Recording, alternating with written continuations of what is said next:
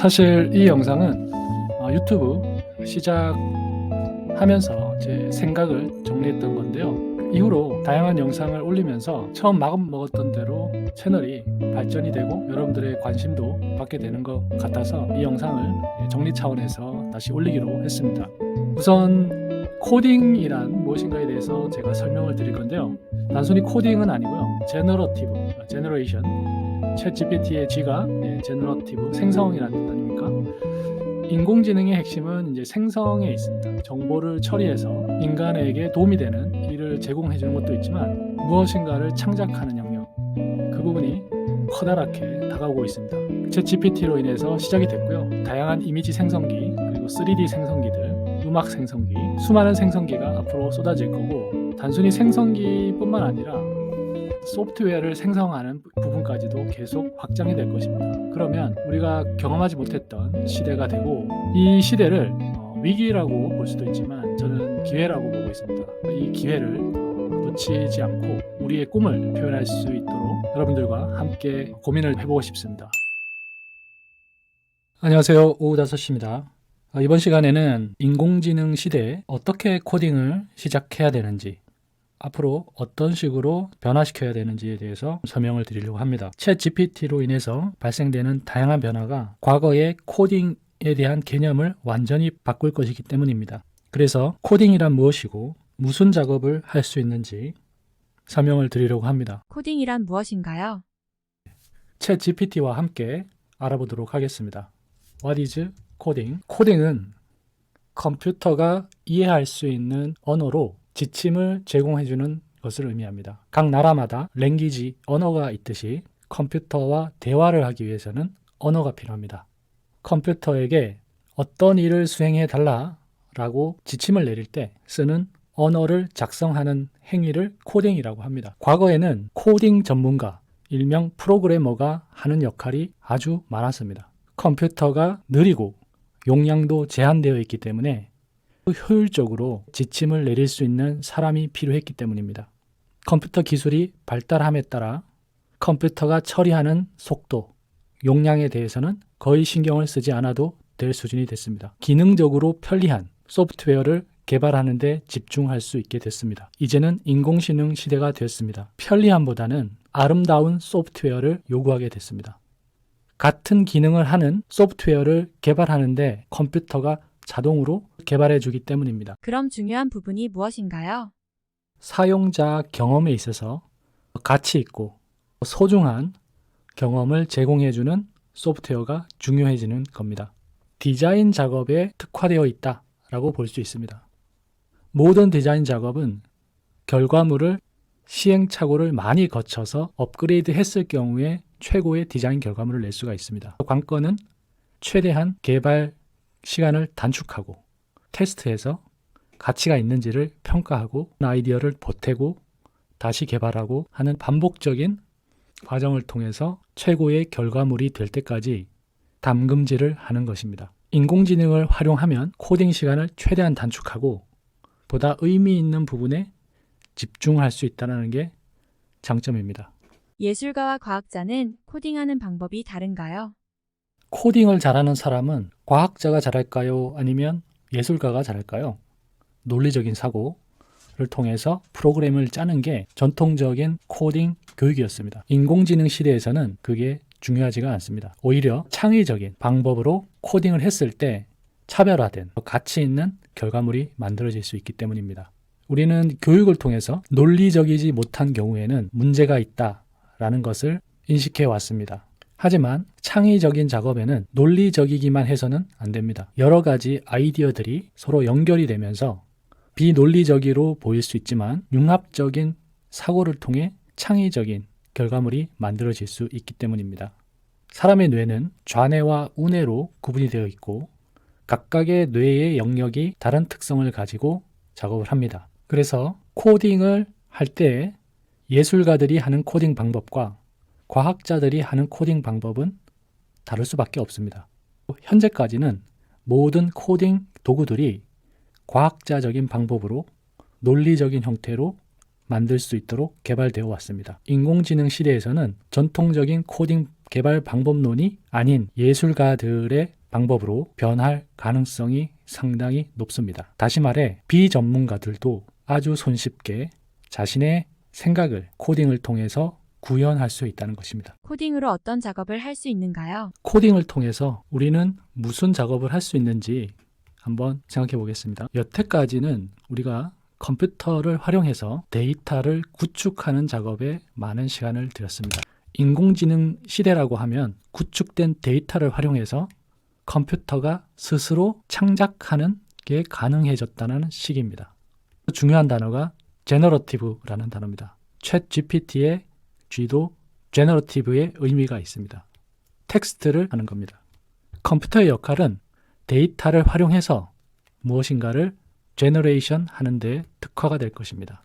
그리고 코딩을 활용해서 만드는 소프트웨어들도 대부분 기존의 데이터를 활용해서 무엇인가를 새롭게 창작할 수 있는 앱들이 많이 개발될 겁니다. 사람 손으로 무엇인가를 만들고 데이터를 생산해내는 툴들은 이제 점점 사라지게 될 것입니다. 대표적인 포토샵, 일러스트레이터, 3D Max 이런 툴들은 대부분 이미지를 만들거나 3D 형태를 만들거나 텍스트를 타이핑하기 위해서 존재해 왔습니다.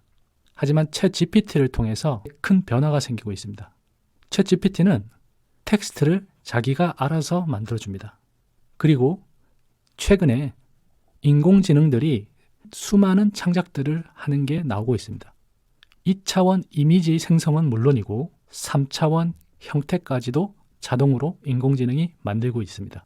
음악도 만들고 다양한 디지털 콘텐츠를 컴퓨터가 스스로 생성하는 게 중요한 시기가 됐습니다. 코딩의 역할은 무엇인가요?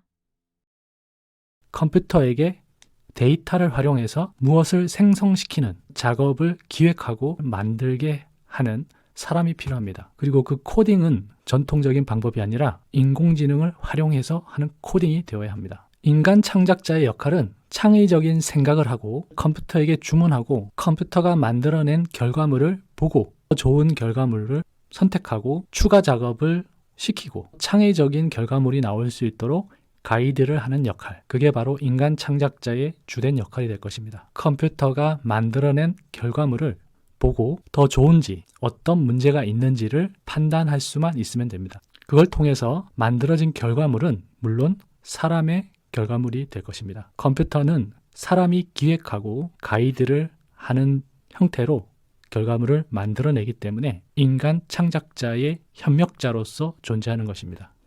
정리를 해보면 컴퓨터가 앞으로 할 수 있는 것은 데이터를 활용해서 제너레이션 하는 역할을 하게 되고 사람에 의해서 기획이 되고 결과가 결정된다라는 것입니다. 그런 기획과 결과를 판단을 누가 할 수 있을까요? 전문성을 갖고 있는 사람이 할 수밖에 없습니다. 생성 코딩의 가장 좋은 툴은 무엇인가요? 챗 GPT에게 생성하는 컨텐츠를 만드는 가장 좋은 코딩 툴을 소개해 달라고 하겠습니다.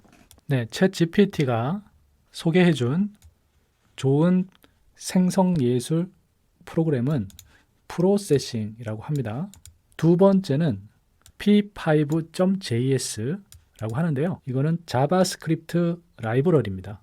프로세싱 언어를 기초해서 만들었고 웹 기반의 제너러티브 아트에 최적화되어 있다라고 되어 있습니다. 그리고 세 번째는 오픈 프레임워크스라는 소프트웨어입니다.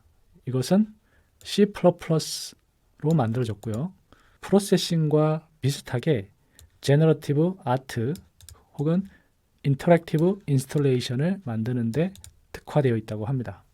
과거에는 컴퓨터가 자바를 처리하는데 시간이 걸렸기 때문에 오픈 프레임워크스를 빠른 처리를 위해서 선택하는 경우가 있었습니다만 현재는 컴퓨터 속도가 많이 빨라졌기 때문에 굳이 속도 때문에 오픈 프레임워크스를 선호하지는 않습니다.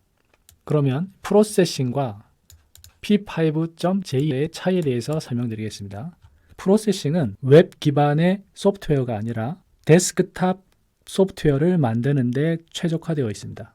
그래서 PC 혹은 맥에서 실행할 소프트웨어는 프로세싱으로 구현하시면 됩니다. 웹 브라우저에서 작동할 프로그램을 구현하신다고 하면 자바스크립트 프로세싱 p5.js를 활용하시면 됩니다. 그러면 바로 웹 브라우저 안에 다양한 생성 작업을 추가하실 수가 있고 별도의 소프트웨어 설치 없이 웹에 접속하는 것만으로도 결과물을 볼 수가 있습니다.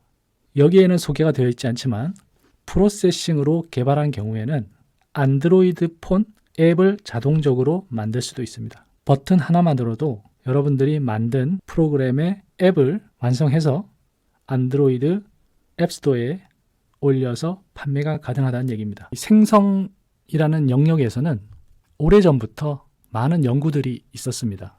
디자이너 혹은 아티스트들이 생성하고 창작하는 작업에 특화가 되어 있었기 때문에 어떻게 하면 코딩 작업을 쉽게 할 수 있을까에 대한 수많은 연구가 진행이 됐었습니다.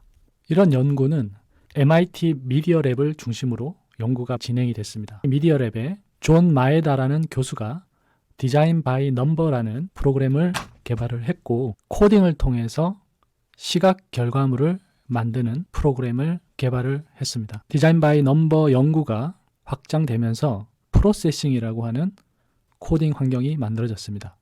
자바를 기초로 해서 프로세싱은 비전문가들, 아이들, 예술가, 디자이너들이 컴퓨터 알고리즘을 활용해서 컨텐츠를 생성하는 데에 특화돼서 개발이 됐습니다. 복잡한 컴퓨터 코딩은 자동으로 처리를 하고 몇 줄의 코딩만으로도 재미있는 생성 결과물을 만들 수 있도록 개발되었습니다. 최근에 NFT 아트가 유행하면서 컴퓨터가 생성하는 작품에도 집중이 되고 있습니다. 일반적인 2D 이미지, 고정된 3D 형태가 아닌 데이터에 근거해서 계속 변화하는 그런 작품들이 유행하게 된 거죠. 그래서 그런 제너러티브 아트에 집중되는 시대가 오고 있습니다. 이번 시간에는 인공지능 시대가 되면서 어떤 변화가 올지 개인적인 생각을 말씀드렸습니다. 인공지능 모델로 인해서 변화가 생길 거고요. 오후 5시에서는 이러한 변화를 위기라고 보지 않고 기회라고 보고 있습니다. 누구나 자신의 꿈 그리고 자기 스타일을 개발하고 세상에 표현하고 그것으로 인해서 경제적 자유, 독립을 할 수 있는 그런 시대, 그게 바로 인공지능 창작 시대가 아닐까 생각이 됩니다.